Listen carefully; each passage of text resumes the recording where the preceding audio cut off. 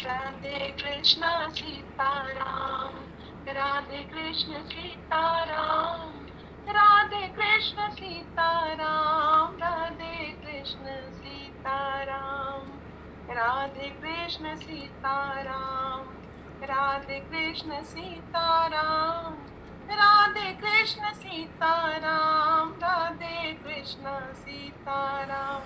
श्री राम जय राम, जय जय राम, श्री राम जय राम, जय जय।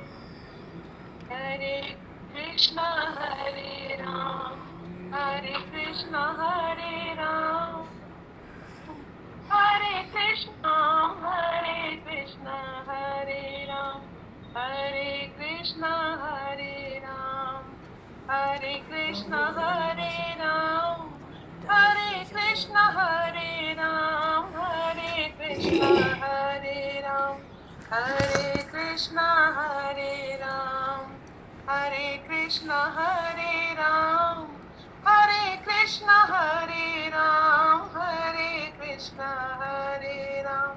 श्री राम जय राम, जय जय राम, श्री राम जय राम, जय जय राम, श्री राम जय राम, जय जय राम, श्री राम जय राम, जय जय राम। हरे कृष्णा हरे राम, हरे कृष्णा हरे राम, हरे कृष्णा हरे राम, हरे कृष्णा हरे राम, हरे कृष्णा हरे राम, हरे कृष्णा हरे राम, हरे कृष्णा हरे राम, हरे कृष्णा हरे राम। श्री राम जय राम, जय जय राम, श्री राम जय राम, जय जय राम। राधे कृष्ण सीताराम, राधे कृष्ण सीताराम, राधे कृष्ण सीताराम, राधे कृष्ण सीताराम, राधे कृष्ण सीताराम, राधे कृष्ण सीताराम, राधे कृष्ण सीताराम, राधे कृष्ण सीताराम।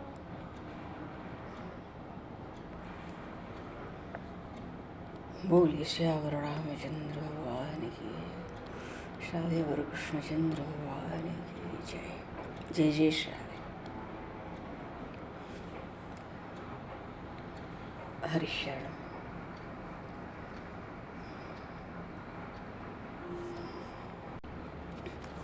सर्वेश्वर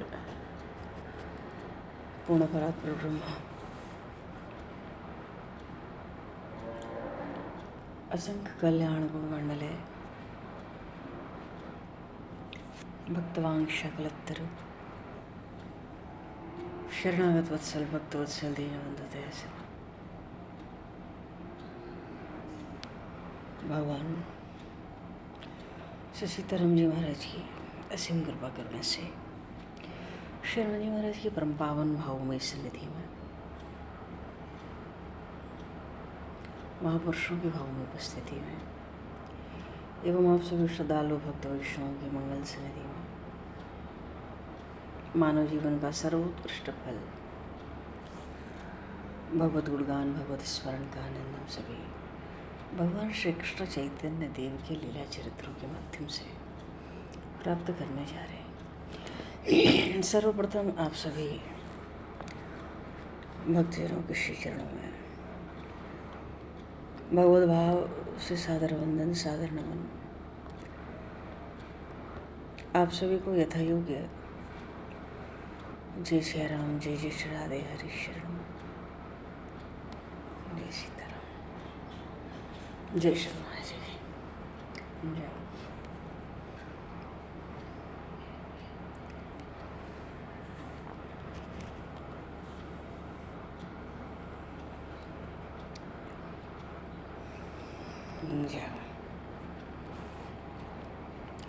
कर्पूरगौरं करुणावतारं संसारसारं भुजगेन्द्रहारं सदा वसन्तं हृदयारविन्दे भवं भवानी सहितं नमामि। भवं भवानी सहितं नमामि। हरिशरण। भगवान श्री कृष्ण का संकीर्तन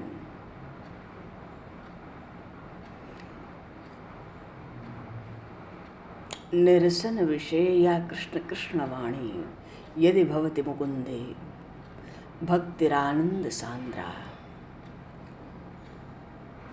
कृष्ण कृष्ण श्री कृष्ण के नाम का संकीर्तन, अथवा तो यूँ कहें कि श्री कृष्ण कृष्ण का उच्चारण करने वाली जो वाणी है, वो वाणी सब प्राणियों के सब पातकों को दूर करने में पूर्णतः समर्थ है। यदि उन भगवान मुकुंद में जीव की आनंद घन स्वरूपा भक्ति हो जाए तो मोक्ष का साम्राज्य, या यूँ कहें कि मोक्ष साम्राज्य की लक्ष्मी उस भक्त के चरण कमल में स्वयं आकर लौटने लगती है। यदि जगत का एकमात्र मंगल करने वाला श्री कृष्ण नाम कंठ के सिंहासन को स्वीकार कर लेता है तो यमपुरी के स्वामी उस कृष्ण भक्त के सामने क्या है? यमदूतों की क्या हस्ती है? भगवान श्री कृष्ण चैतन्य देव के पास आकर वैष्णवों ने आग्रह किया, कलौ केशव कीर्तनाथ। और ये संकीर्तनावतार हैं, प्रेमावतार हैं श्री कृष्ण चैतन्य देव। पर इन्होंने ये संकीर्तन की नींव डाली और दिन प्रतिदिन अवस्था गंभीरता को धारण कर रही है। प्रायः होश में नहीं रहते हैं, होश में आते हैं तो भक्तों से परस्पर बातें भी करते हैं। प्रभु से मिलने के लिए वैष्णव जन आए और आग्रह करते हैं सब मिलकर प्रतिदिन संकीर्तन किया जाए तो बड़ा आनंद हो जाए प्रभु आपके साथ। प्रभु ने उसको स्वीकार भी कर लिया। तो भक्तों में जो अग्रगण्य हुए श्रीवास पंडित, उनके घर संकीर्तन का आयोजन, ज़्यादातर आयोजन वही होता था तो सब भक्तों के घर जा जाकर।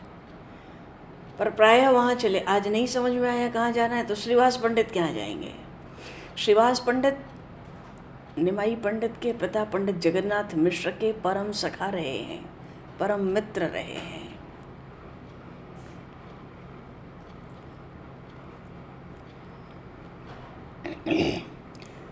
तो वहाँ पर कुछ विशेष वात्सल्य भी महाप्रभु को प्राप्त होता है। तो रात के समय छठे छठे भगवत भक्त वहाँ आकर एकत्रित होने लगे। प्रभु ने सबसे पहले संकीर्तन आरंभ किया और फिर सभी ने प्रभु का साथ दिया। श्रीवास पंडित के यहाँ प्रथम दिन संकीर्तन में ही संकीर्तन करते करते प्रभु भावावेश में आकर तांडव नृत्य करने लगे। शरीर की किंचित मात्र भी सुध बुध नहीं रही।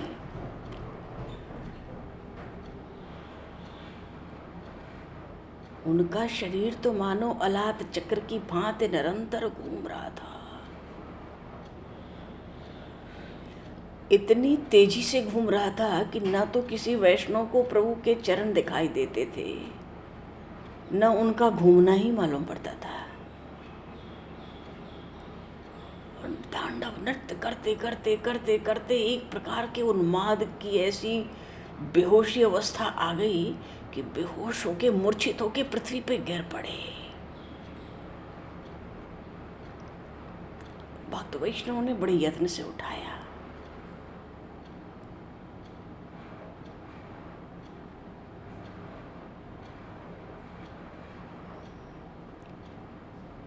जब उठाया तो थोड़ी देर में प्रभु रोते रोते भक्तों से कहते हैं, भाई मैं क्या करूं, मेरा मन अब मेरे वश में नहीं है। मैं जो करना चाहता हूं उसे कह नहीं पाता, कर नहीं पाता। कितने दिनों से मैं तुमसे एक बात करने के लिए सोच रहा हूं, पर अभी तक कह नहीं सका हूं। आज मैं तुम लोगों को उस बात को कहूँगा और तुम लोग बड़े सावधानी से उस बात को श्रवण करना। इतना सुनते ही तो जितने भक्त थे बड़ी सावधानी से स्थिर होकर चुपचाप बैठ गए। क्यों भावावेश में ऐसे तांडव नृत्य में न जाने क्या सुनाना चाहते हैं। सब चुपचाप बैठ गए, एकटक होकर बड़ी उत्सुकता से प्रभु के मुख चंद्र की ओर निहार रहे हैं। प्रभु ने बड़ा साहस किया और बड़ी गंभीरता के साथ अपनी वाणी आरंभ की। प्रभु कहते हैं, आप लोग तो मेरे परम आत्मीय हैं, आपके सामने मैं क्या छिपा सकता हूँ। इसलिए सबके सामने प्रकट न करके इस बात को मैं आप लोगों के सामने बताता हूँ। जब मैं गया से लौट रहा था तब एक नाटशाला ग्राम था। उस गांव में एक श्याम वर्ण का परम सुंदर बालक मेरे पास आया। उसके लाल लाल कोमल चरणों में सुंदर सुंदर नूपुर बंधे थे। पैरों की उंगलियों में बड़ी सुहावनी और वो उंगलियां बड़ी सुहावनी और क्रम से छोटी बड़ी थी। कमर में पीतांबर बांध रखा था।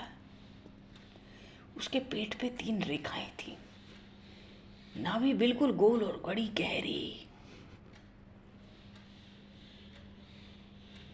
वक्षस्थल उठा हुआ। गले की एक भी हड्डी दिखाई नहीं देती थी। बनमाला गुंजों की माला पड़ी थी। कानों में सुंदर कुंडल झलमला रहे थे।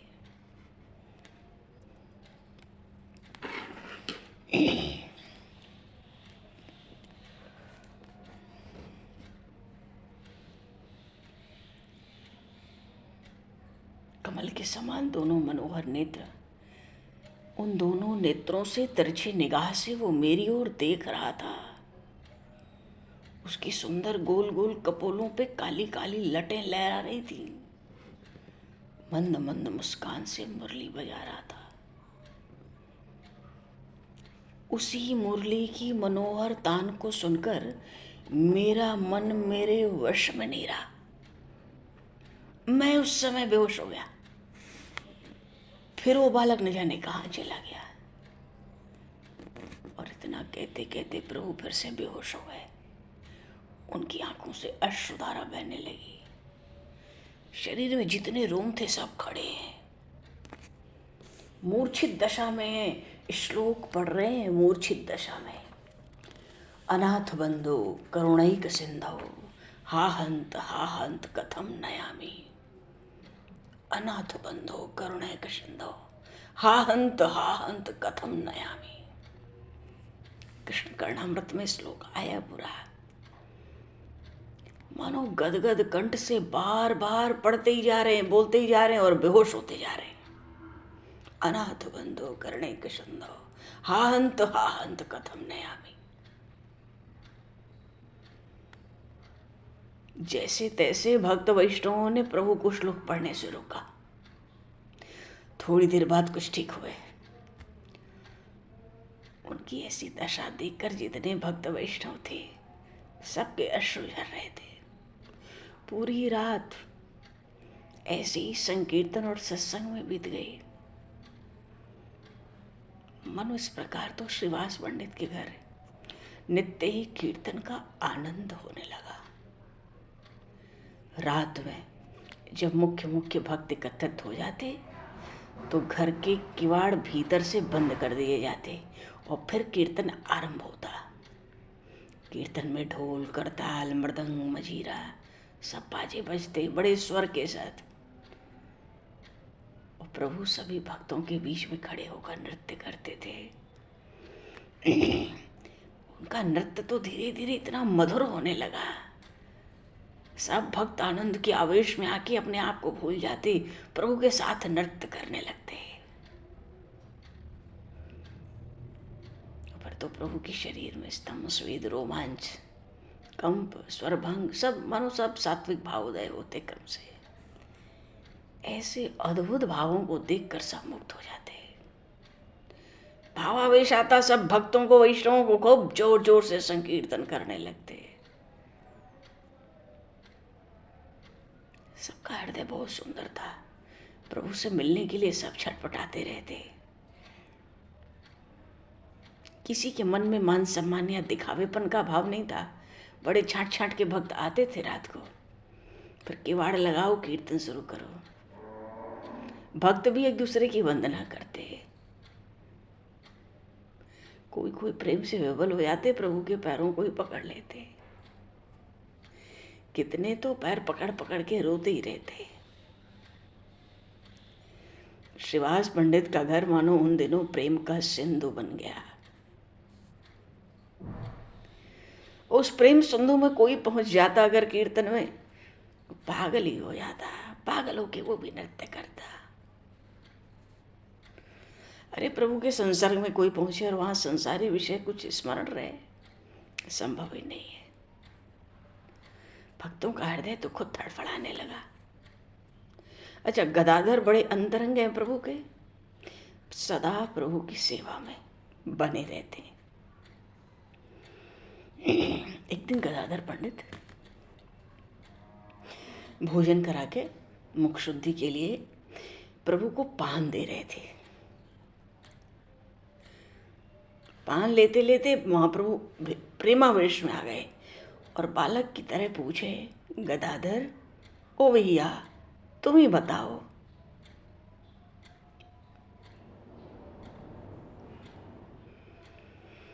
मेरे कृष्ण मुझे छोड़कर कहाँ चले गए? अब भैया मैं उनके बिना जीवित नहीं रह सकता, और तुम सच सच मुझे उनका पता बता दो। वो जहाँ भी होंगे मैं वहीं जाकर उनकी खोज करूँगा, उनसे लिपट के मैं खूब पेट भर के रोऊंगा। तुम बता भर दो कि वो कहाँ गए। गदाधर पंडित जानते थे, उनकी बात को टालने के लिए कह दिया, आप तो वैसे ही व्यर्थ में अधीर हुआ करते। भला आपके श्री कृष्ण कभी आपको छोड़ के कहीं जा सकते हैं? वे तो हर समय आपके हृदय में विराजमान रहते। इतना सुनते ही बड़ी अधीरता से महाप्रभु पूछते हैं, क्या प्यारे कृष्ण अब भी मेरे हृदय में बैठे? गदाधर ने कुछ देर के बाद कहा, क्योंकि भावावेश में आ रहे हैं, प्रेमावेश में, इसको रोकना है इस आवेश को इनके। तो थोड़े थोड़े बाद जवाब देते, तुरंत उत्तर नहीं देते। उन्होंने कहा कि क्यों नहीं बैठे? अब वे आपके हृदय में विराजमान है और सदा ही रहते हैं। इतना सुनते ही बड़े आनंद और उल्लास के साथ प्रभु अपने बड़े बड़े नखों से अपने हृदय को फाड़ने लगे और कहने लगे, मैं हृदय फाड़कर अपने कृष्ण के दर्शन करूंगा। वे मेरे पास ही छिपे बैठे हैं और मुझे दर्शन नहीं देते। मैं इस हृदय को चीर डालूंगा। और जैसे ही नख लगा के जोर लगाया, गदाधर तो बहुत व्याकुल हो गए, दुखी हो गए, तरह तरह से अनुनय विनय करने लगे प्रभु की। उस आवेश में प्रभु को मूर्छा हो गई। बहुत देर बाद होश आया उस दिन। एक दिन प्रभु रात्रि में शयन कर रहे थे अपनी शैया पर। अभी शयन क्या करते हैं, घर में है तो आएंगे प्रसंग। क्या स्थिति थी ठाकुरानी विष्णु प्रिया की, बहुत ही मार्मिक चरित्र है उनका। अच्छा, तो एक दिन रात्रि में शैया पर शयन कर रहे थे। गदाधर चरण सेवा कर रहे थे। सेवा करते करते, चरण चापते चापते गदाधर पंडित ने अपना मस्तक प्रभु के चरण कमलों में रख दिया। रखकर बड़े गदगद कंठ से प्रार्थना करते, प्रभु इस अधम को किन पापों के परिणाम स्वरूप श्री कृष्ण प्रेम की प्राप्ति नहीं होती। आप तो दीन वत्सल है।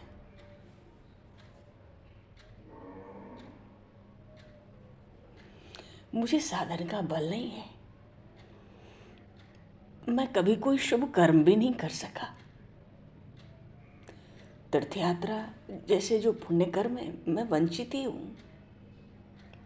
मुझे तो बस एकमात्र इन्हीं श्री चरणों का सहारा है। सो प्रभु मेरे ऊपर कब कृपा होगी।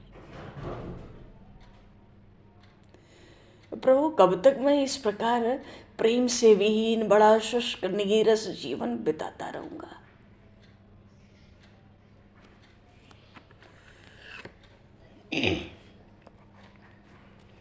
तो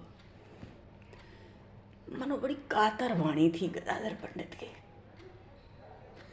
वाणी सुन के प्रभु प्रसन्न हो गए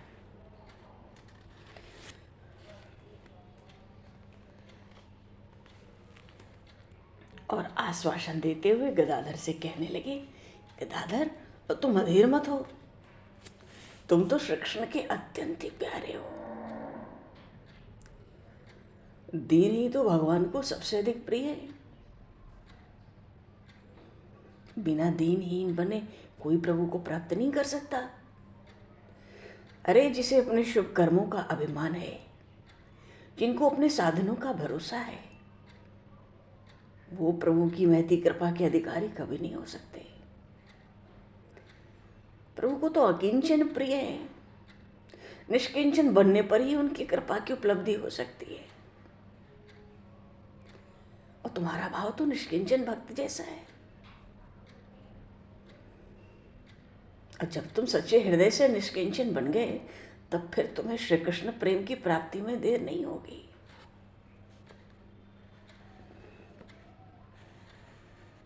कल गंगा स्नान के बाद तुम्हें प्रभु की पूर्ण कृपा का अनुभव होने लगेगा। गदाधर बहुत प्रसन्न हुआ।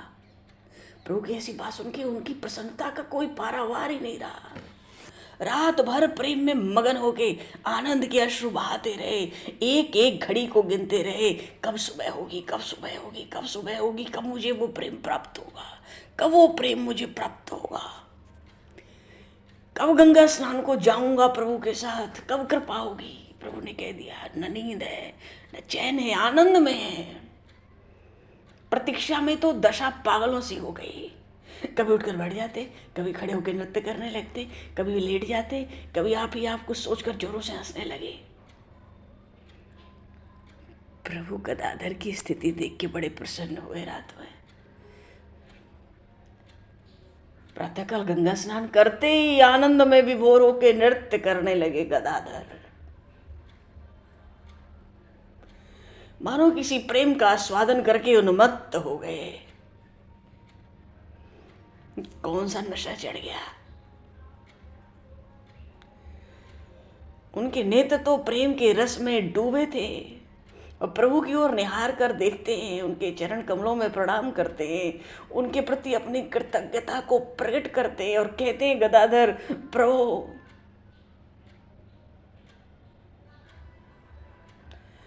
आपने इस अधम पापी को भी प्रेम प्रदान करके अपने पतित पावन पुण्य आपका जो नाम है उसको यथार्थ परिचय दे दिया। सत्य है, आपकी कृपा जीवों पे सदा ही अकारण होती है। अरे मुझ साधनहीन को भी दुस्साध्य प्रेम की सीमा पर आपने पहुंचा दिया। आपकी सब सामर्थ्य है, आप सब कुछ कर सकते हैं।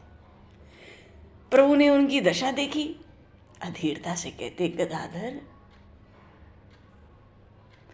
अरे कृपालु श्री कृष्ण ने तुम पर कृपा कर दी, अब तुम उनसे मेरे लिए भी प्रार्थना करना कि मुझे भी वो प्रेम प्राप्त हो जाए। इतना सुनते गदाधर तो इतनी दीनता में आ गए, अत्यंत दीनता से कहते हैं, प्रभु मैं तो आपको ही इसका कारण समझता हूँ, इस प्रेम को आपकी ही दया का फल समझता हूँ, आपसे भी भिन्न कोई दूसरे श्री कृष्ण है इसका मुझे पता नहीं। कृष्णात परम किमपि तत्त्वमहं न जाने।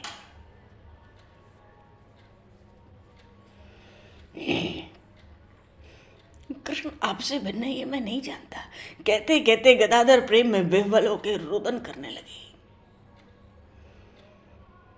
और शुक्लांबर ब्रह्मचारी वो भी गदाधर की ऐसी दशा देखा। सबसे पहले उन्हीं ब्रह्मचारी के घर गए थे महाप्रभु गया की बात सुनाने, तीर्थ यात्रा का हाल समाचार देने, तो वहाँ गदाधर छिप गए थे उनके घर में।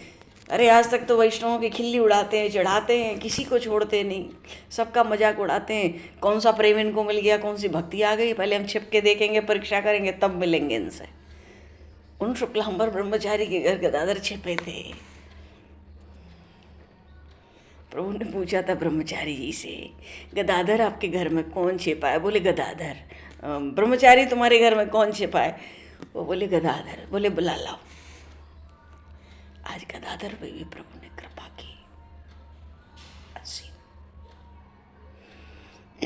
अच्छा, शुक्लांबर ब्रह्मचारी ने जब गदाधर की ऐसी दशा देखी, सोचते हैं ये कौन सा भजन साधन करता था, कुछ नहीं करता था। जब इसके अंतःकरण में प्रेम प्राप्त हुआ तो मेरे अंतःकरण में भी प्रेम की प्राप्ति हो, बड़ी उत्कट इच्छा उत्पन्न हो गई शुक्लांबर ब्रह्मचारी के।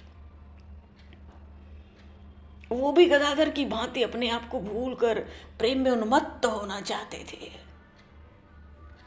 उनका हृदय भी प्रेम के आस्वादन के लिए अधीर हो गया था।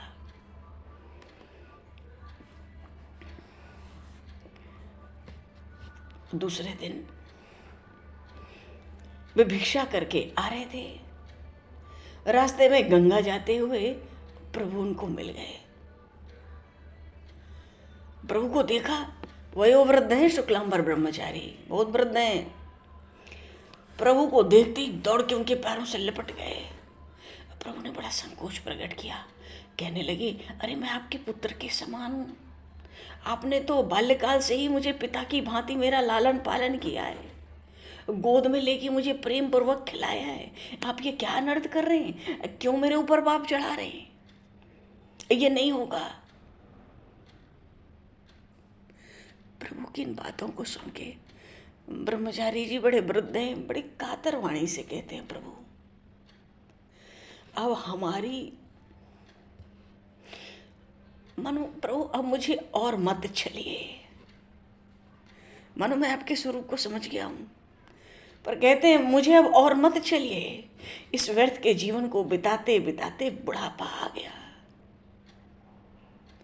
इस शरीर को मैंने भांति भांति से कष्ट पहुंचाया, कभी काशी गया, कभी कांची गया, कभी अवंतिका गया, सब पवित्र पुरियों में गया, पुण्य तीर्थों को पैदल यात्रा मैंने की, घर घर से मुट्ठी मुट्ठी अन्न मांगकर हमने अपनी जीविका चलाई। प्रभु आज तक बहुत कष्ट उठाया, बहुत कष्ट उठाया इस शरीर से, सारा जीवन व्यर्थ बीत गया, बुढ़ापा आ गया। अब तो हमें श्री कृष्ण प्रेम का अधिकारी बना देना चाहिए। अब हमें किसी भी प्रकार प्रभु का प्रेम प्राप्त हो, यही आपके पूज्य चरण कमलों में मेरी विनीत प्रार्थना है। ब्रह्मचारी की बातें सुन के प्रभु कुछ नहीं बोले, कुछ बोले नहीं। ब्रह्मचारी जी की ओर देखकर मंद मंद भाव से खड़े मुस्कुरा रहे थे। प्रभु बोले नहीं कुछ। ब्रह्मचारी जी प्रभु की मुस्कुराहट का अर्थ समझ गए, अधीर होकर अपने आप ही कह उठे, प्रभु हम तीर्थ यात्राओं का कथन करके अपना अधिकार नहीं जता रहे, हम तो दीन भाव से एकमात्र आपकी शरण होकर प्रेम की याचना कर रहे हैं। बस इतना ही कहना चाहते हैं, आज तक का जीवन व्यर्थ बीता प्रभु प्रेम के बिना, अब हमें श्री कृष्ण प्रेम प्रदान कीजिए।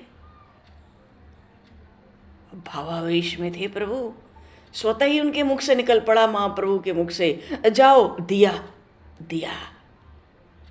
बस इतना सुनना था प्रभु के श्रीमुख से। सुनते ही वो शुक्लांबर ब्रह्मचारी सब कुछ भूलकर प्रेमावेश में भरकर पागलों की भांति नृत्य करने लगे। नृत्य करते करते उन्मत्त की तरह मुख से उनके प्रलाप सा भी कुछ कहते जाते हैं, करते जाते हैं। प्रभु उनकी विचित्र दशा देखकर प्रेम में गदगद हो गए।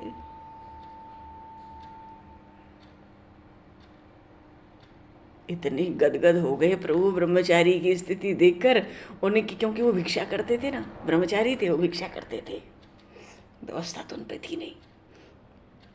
प्रभु उनकी झोली में से भिक्षा के जो सूखे चावल मिले थे ना, धान मिले हुए, उनको निकाल निकाल कर खुद चबाने लगे, मानो सुदामा के प्रति प्रेम प्रकट करते हुए कृष्ण उनके घर के चावलों की कनी को चबा रहे हो। अब तो आज इतने दर्शक थे। इन दोनों का, प्रभु का और ब्रह्मचारी का, ये प्रेम में व्यवहार देखकर सभी दर्शक चकित से हो गए, बार बार प्रभु के प्रेम की प्रशंसा करने लगे। शुक्लांबर ब्रह्मचारी भी अपने को कृतकृत्य समझकर प्रेम में विभोर हुए अपनी कुटिया में चले गए।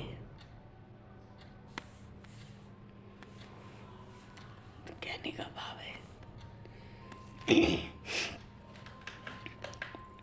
इस प्रकार भक्तों के हृदय में प्रभु के प्रति अधिकाधिक सम्मान के भाव बढ़ने लगे और प्रभु भी भक्तों पर पहले से अत्यधिक प्रेम प्रदर्शित करने लगे। श्रीवास पंडित के घर संकीर्तन का आरंभ माघ के महीने में हुआ था, पर 2-3 महीने में ही इसकी चर्चा चारों ओर फैल गई। अब तो बहुत से दर्शनार्थी संकीर्तन देखने की उत्सुकता से रात्रि में श्रीवास पंडित के घर आने लगे। लेकिन संकीर्तन के समय घर का फाटक बंद कर दिया जाता था,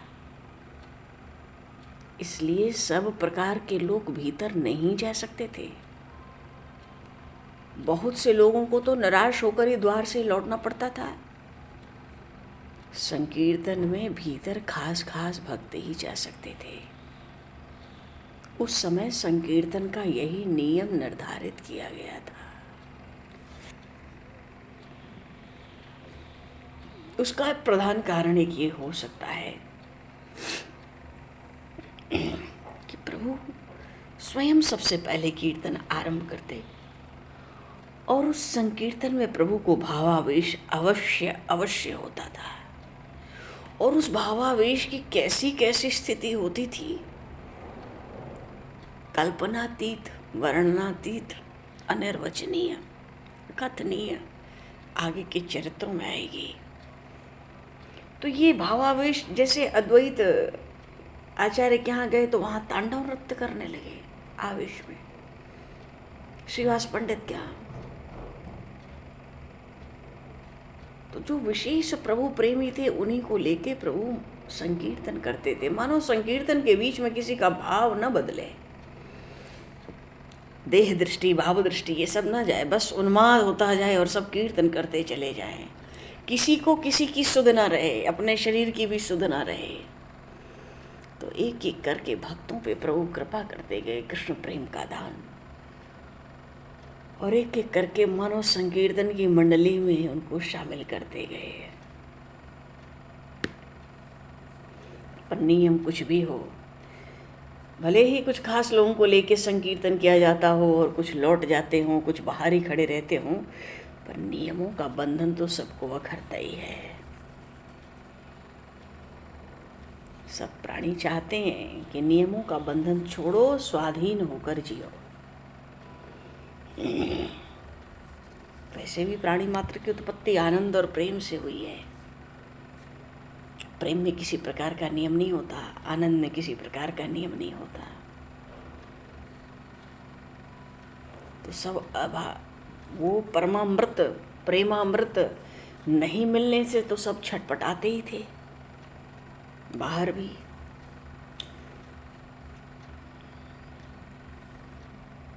वस्तुतः सबका एक जैसा भाव तो आरंभ से नहीं हो सकता, इसलिए प्रभु ने कुछ महीनों के लिए ऐसा नियम रखा था। अब ये नियम चलेगा कुछ समय,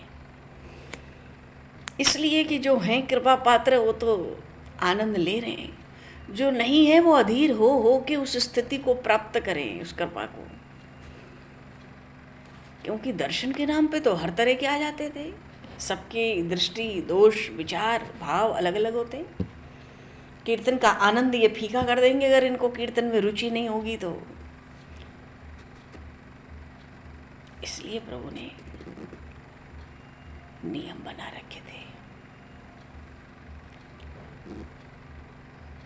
पर ऐसे नियमों का पालन करने में सबको झुंझलाहट तो होती ही होगी।